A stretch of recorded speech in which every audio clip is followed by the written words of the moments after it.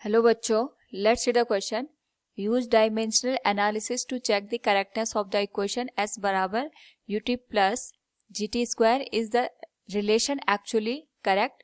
What limitation of dimensional analysis does it reveal? Now to answer this question, first we will discuss here the key concept, and here the key concept will be dimensional analysis. तो जो dimensional analysis होता है ये हमें बताता है the relation between fundamental quantity and derived quantity. इससे हमें ये पता चलता है कि किसी भी डेराइव्ड क्वांटिटी में कौन कौन सी फंडामेंटल क्वांटिटी इंक्लूड्स है एंड कितने टाइम्स. और यहाँ पे जब भी हम डायमेंशनल एनालिसिस की बात करते हैं तो हमेशा हमें ध्यान रखना होता है कि हमारे पास जो LHS की डायमेंशन होती है वो हमेशा RHS के बराबर होनी चाहिए. Now according to the question हमारे पास यहाँ पे एक इक्वेशन दे रखी है that is S equals ut plus g into T square. अगर हम यहाँ पे दोनों साइड की डायमेंशन रख दें तो S डिस्प्लेसमेंट को इंडिकेट करता है जिसकी डायमेंशन L के बराबर है.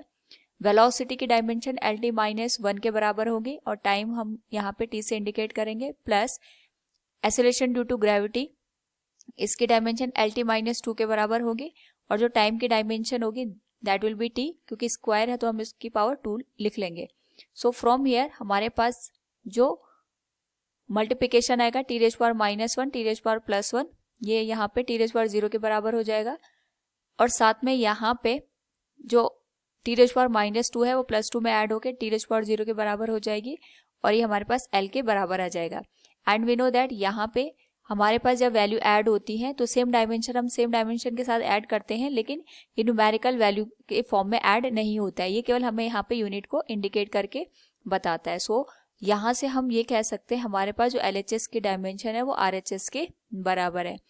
नाउ यहाँ पे हमारे पास अगर हम इक्वेशन की फॉर्म में देखेंगे या डायमेंशनल एनालिसिस की फॉर्म में इस इक्वेशन की बात करेंगे तो ये इक्वेशन हमारे पास यहाँ पे करेक्ट है.